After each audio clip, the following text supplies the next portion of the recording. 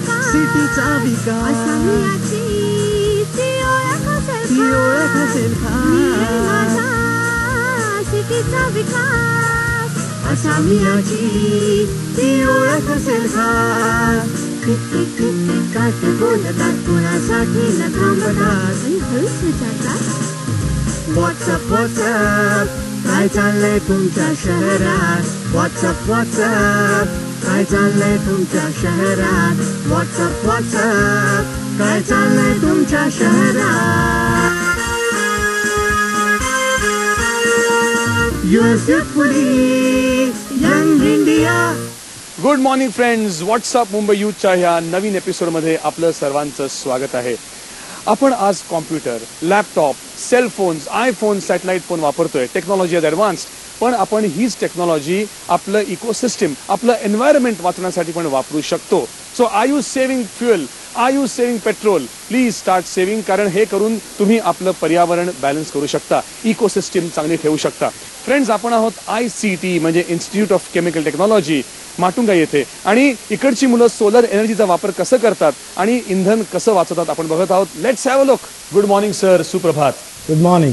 आपण आहोत professor doctor GD Yadav सरांबरोबर, आणि या विद्यापीठाचे ते कुलगुरू आहेत. Vice chancellor professor GD Yadav sir देखील ह्याच कॉलेजचे विद्यार्थी आहेत आणि त्यांना पण खूप अवॉर्ड्स मिळालेत.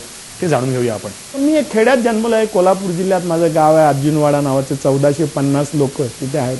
आमच्या गावात फक्त 7वी पर्यंत शाळा होती. तर मी अशा शाळेत शिकून पुढे आलोय आणि या पदाला आलोय. तर हे गुणवत्तेच्या याच्यावरतीच आलेलं आहे. तर मला असं नाही वाटत की कुणाला इथे वरती येऊ दिलं जात नाही. कोणी ज्याच्याकडे गुणवत्ता आहे तो माणूस कुठेही जाऊ शकतो. सर, आपल्याला फेलोशिप मिळाली एक रिसेंटली, त्याविषयी सांगा.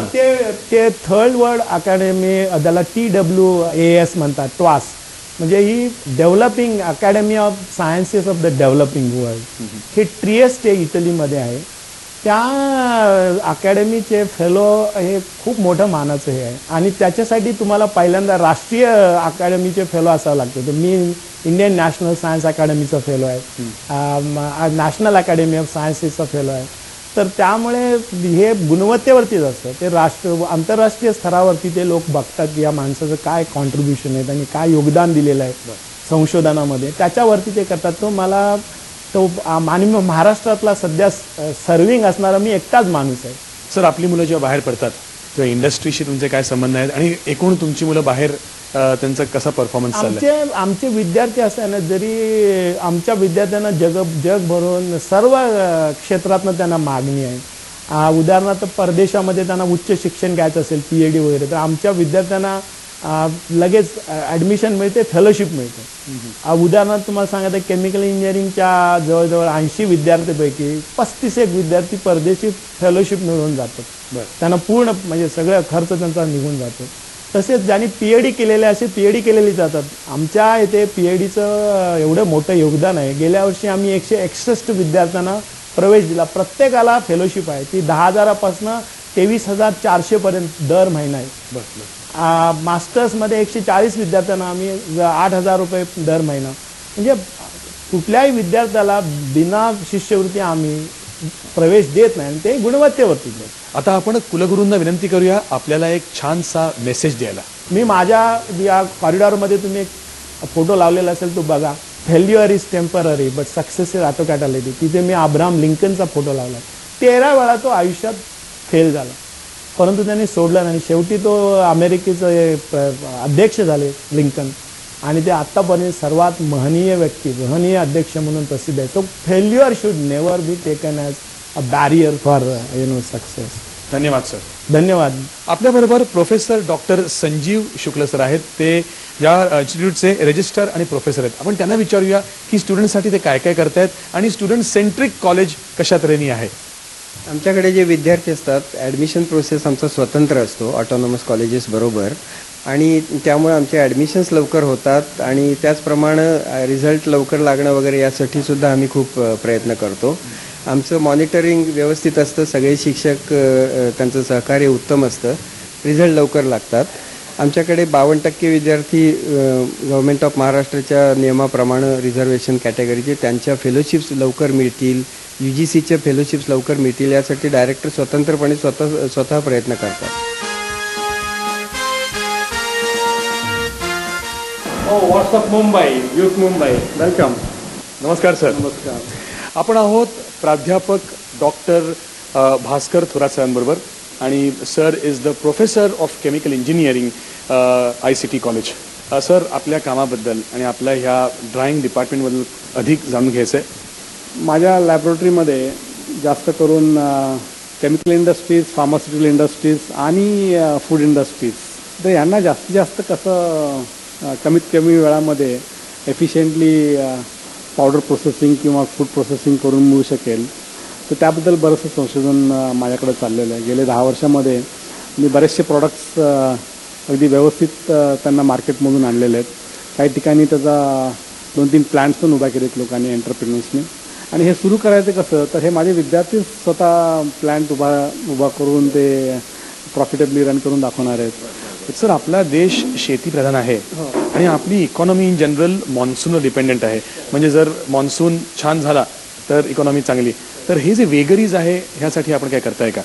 की त्यामध्ये ॲक्च्युली एक गंमत म्हणजे अशी की जेव्हा बंपर क्रॉप येतो, जेव्हा खरोखरच मान्सून चांगला येतो आणि शेतकरी बेसिकली हे होतात की बाबा आता खूप पीक आलेलं आहे आणि आपल्या मालाला विक्री नाही होणार, तर अशा वेळेस तो माल विक्री न करता त्या मालाचं प्रोसेसिंग करून पूर्ण पुढच्या 1 वर्ष 2 वर्षासाठी ते प्रोसेस केलेला माल जर तुम्ही बाहेर बाजारामध्ये आणला तर त्याच्यामध्ये जवळजवळ बऱ्याच पटीने व्हॅल्यू ॲडिशन होऊ शकते. उदाहरणार्थ हे जे आहे हे ओनियन्स, तर हे ओनियन्स, हे जे व्हाईट ओनियन्स आहेत की ह्याच्यामध्ये जवळजवळ 16 ते 17% घन सॉलिड पर्सेंटेज आहे.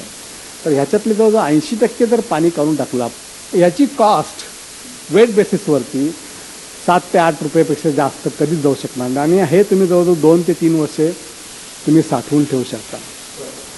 म्हणजे ह्या गोष्टीचा 2 ठिकाणी फायदा होऊ शकेल. एक तर शेतकऱ्यांना अगदी व्यवस्थित त्यांचं जे माल आहे, उत्पादन आहे, त्याला अगदी व्यवस्थित जे काय असेल ते 7 रुपये 8 रुपये प्रमाणात त्यांना भाव मिळेल त्यांना.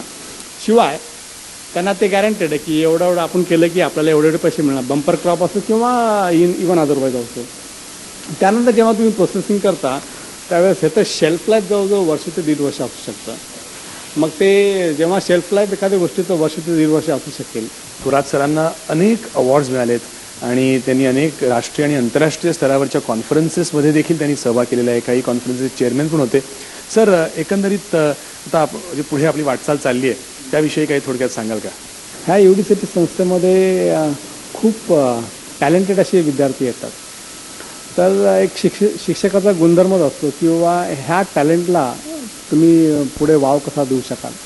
आणि अवॉर्ड्स वगैरे तर येत राहतील. अवॉर्ड्स तर विद्यार्थ्यांना मला on behalf of students I get the awards.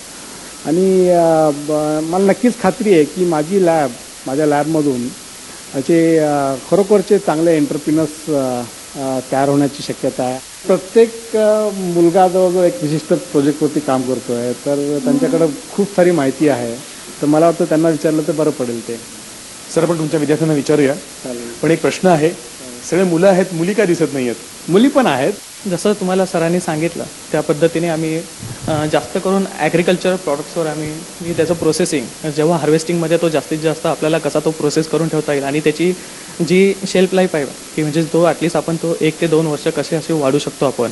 तर त्यातला एक जो प्रॉडक्ट आहे की जो मी स्वतः केलेला, तर तो आहे आपला स्पाइस की जी आहे हळदी. हळदी हा आपल्या इंडियातला सगळ्यात जास्तीत जास्त एक्सपोर्ट होणार आणि जास्तीत जास्त प्रोडक्शन होणार. तर हळदीमध्ये जसं आपण बोललो की येलो कलर जो आपण त्याला येतो, तर त्याच्यामध्ये कुर्कुमिन म्हणून हा अँटीऑक्सिडंट असतो. तर हा असा आहे का फोटो सेन्सिटिव्ह आहे. म्हणजे हा जितक्या जास्त दिवस तो उन्हाला एक्सपोज होणार सूर्याला, तर तेवढं त्याची जी ॲक्टिव्हिटी आहे ती कमी होत जाणार. तर आम्ही ते शेतकऱ्यांना हे सांगायचा प्रयत्न केला की तुम्ही ही जी पद्धत आहे ही तुम्ही जरा मॉडिफाय करा. तर त्या पद्धतीमध्ये आम्ही त्यांच्याकडून जे कच्ची हळद आहे ती घेतली. त्याच्यानंतर आम्ही एक सोलार ड्रायर डेव्हलप केला होता. त्यांना जे ड्राय करण्यासाठी, जे सुकवण्यासाठी 10 ते 12 दिवस लागत होते, तेवढे 1 दिवसामध्ये आम्ही तेवढी पूर्ण बॅच आम्ही ती सुकू शकतो. माझ्या प्रोजेक्टबद्दल सांगायचं झालं तर मी सध्या सोलार ड्रायिंगवर काम करतोय आणि त्याच्यामध्ये द्राक्ष, कारले आणि लसूण या सर्वावर काम करतोय. आणि हे प्रॉडक्ट्स आम्ही सोलार ड्राय करून त्याचा कमीत कमी वेळेत जास्तीत जास्त प्रॉडक्ट उत्पादन काढतोय आणि त्याचं शेल्फ लाईफ वाढवतोय थोडक्यात. वैभव, तुझ्याबद्दल आम्ही वाचलं पेपरात आणि सांग ना तुझ्या प्रोजेक्टबद्दल. मी सध्या जे काम करतो ते मी सोलार ड्रायव्हिंगवरती करतो आणि माझे प्रयत्न हे चालू आहेत की सामान्य शेतकऱ्यांना कमी किमतीत सोलार ड्रायर कसा अवेलेबल होईल तर या गोष्टीवरती मी प्रयत्न करतो. आणि अवॉर्डच्या बाबतीत झालं तर तो 2 गोष्टींसाठी मिळाला होता की मी एक ग्रुपसाठी काम करतो, तो ग्रुप प्लस सोलार ड्रायव्हिंगवरती जे माझं काम चालू आहे तर त्यासाठी हा अवॉर्ड आहे. सामान्य शेतकऱ्यांना कसं परवडेल याच्यावरती आमचे प्रयत्न चालू आहे. अभिनंदन, शुभेच्छा. माझं नाव दिलीप जाधव आणि मी मधुपत्र या वनस्पती म्हणजे ज्याला आपण हार्बल म्हणतो त्या वनस्पतीवर मी काम करतो. नेमकं त्या वनस्पतीचं वैशिष्ट्य असं आहे की त्याच्यामध्ये एक 0 calorie sugar means active ingredient आहे आणि तो 200 to 300 टाइम्स स्वीटर आपल्या नॉर्मल शुगरपेक्षा आहे आणि तो मधुमेह झालेल्या रुग्णासाठी तो तर एक वरदानच आहे. आणि एक आम्ही आधुनिक तंत्रज्ञान असलेलं आमच्याकडे इन्स्ट्रुमेंट आहे, त्याला आम्ही स्प्रे ड्राईंग म्हणतो. त्या स्प्रे ड्राईंगच्या द्वारे तो जो काही आम्ही अर्क काढतो तो त्याचा पावडर बनवतो.